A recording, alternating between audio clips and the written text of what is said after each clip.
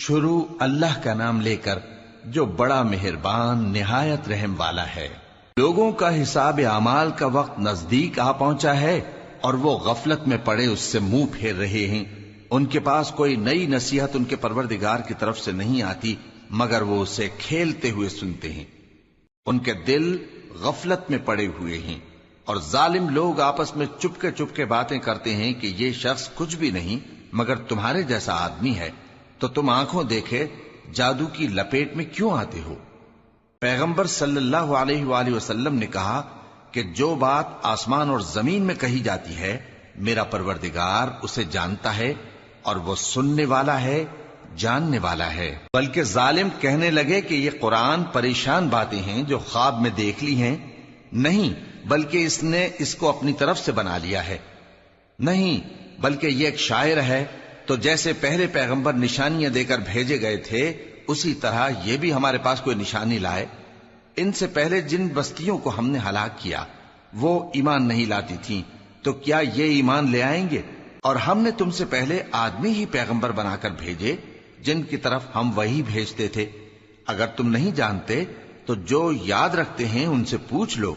اور ہم نے ان کے ایسے جسم نہیں بنائے تھے کہ کھانا نہ کھائیں اور نہ وہ ہمیشہ رہنے والے تھے۔ پھر ہم نے ان کے بارے میں اپنا وعدہ سچا کر دیا تو ان کو اور جس کو چاہا نجات دی اور حد سے نکل جانے والوں کو ہلاک کر دیا۔ ہم نے تمہاری طرف ایسی کتاب نازل کی ہے جس میں تمہارا تذکرہ ہے، کیا تم نہیں سمجھتے؟ اور ہم نے بہت سی بستیوں کو جو ظالم تھیں پیس ڈالا اور ان کے بعد اور لوگ پیدا کر دیے۔ جب انہوں نے ہمارے عذاب کو دیکھا تو لگے اس سے بھاگنے۔ مت بھاگو اور جن نعمتوں میں تم عیش و آسائش کرتے تھے ان کی اور اپنے گھروں کی طرف لوٹ جاؤ، شاید تم سے اس بارے میں دریافت کیا جائے۔ کہنے لگے ہائے شامت، بے شک ہم ظالم تھے۔ تو وہ برابر اسی طرح پکارتے رہے یہاں تک کہ ہم نے ان کو کھیتی کی طرح کاٹ کر اور آگ کی طرح بجھا کر ڈھیر کر دیا۔ اور ہم نے آسمان اور زمین کو اور جو مخلوقات ان دونوں کے درمیان ہے اس کو کھیل تماشے کے لیے پیدا نہیں کیا۔ اگر ہم چاہتے کہ کھیل کی چیزیں بنائیں تو اگر ہم کو کرنا ہی ہوتا تو ہم اپنے پاس سے بنا لیتے، نہیں بلکہ ہم سچ کو جھوٹ پر کھینچ مارتے ہیں تو وہ اس کا سر توڑ دیتا ہے اور جھوٹ اسی وقت نابود ہو جاتا ہے۔ اور جو باتیں تم بناتے ہو ان سے تمہاری ہی خرابی ہے۔ اور جو لوگ آسمانوں میں اور جو زمین میں ہیں سب اسی کا مال ہیں، اور جو فرشتے اس کے پاس ہیں وہ اس کی عبادت سے نہ تکبر کرتے ہیں اور نہ اکتاتے ہیں، رات دن اس کی تسبیح کرتے رہتے ہیں، نہ تھکتے ہیں نہ تھمتے ہیں۔ بھلا لوگوں نے جو زمین کی چیزوں سے بعض کو معبود بنا لیا ہے تو کیا وہ ان کو مرنے کے بعد اٹھا کھڑا کریں گے؟ اگر آسمان اور زمین میں اللہ کے سوا اور معبود ہوتے تو زمین و آسمان درہم برہم ہو جاتے۔ جو باتیں یہ لوگ بناتے ہیں تو اللہ جو مالک عرش ہے ان باتوں سے پاک ہے۔ وہ جو کام کرتا ہے اس کی پرسش نہیں ہوگی، اور جو کام یہ لوگ کرتے ہیں اس کی ان سے پرسش ہوگی۔ کیا لوگوں نے اللہ کو چھوڑ کر اور معبود بنا لیے ہیں؟ کہہ دو کہ اس بات پر اپنی دلیل پیش کرو، یہ میری اور میرے ساتھ والوں کی کتاب بھی ہے اور جو مجھ سے پہلے پیغمبر ہوئے ہیں ان کی کتابیں بھی ہیں۔ بلکہ بات یہ ہے کہ ان میں اکثر حق بات کو نہیں جانتے اور اس لیے اس سے منہ پھیر لیتے ہیں۔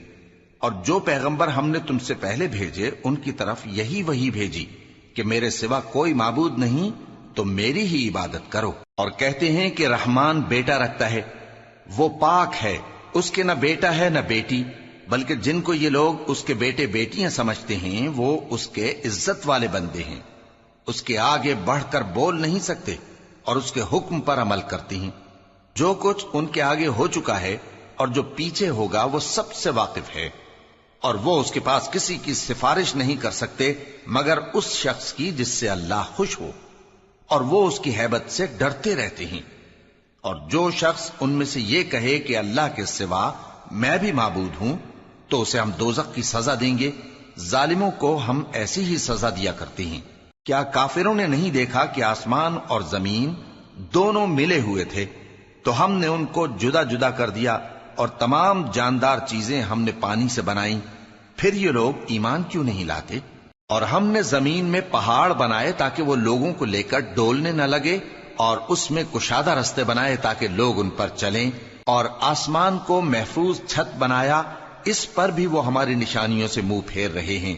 اور وہی تو ہے جس نے رات اور دن اور سورج اور چاند کو بنایا، یہ سب اپنے اپنے مدار میں تیر رہے ہیں۔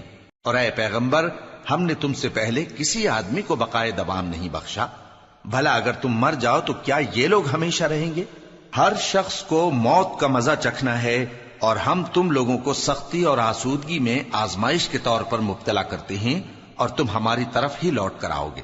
اور جب کافر تم کو دیکھتے ہیں تو تم سے ہنسی کرتے ہیں کہ کیا یہی شخص ہے جو تمہارے معبودوں کا ذکر برائی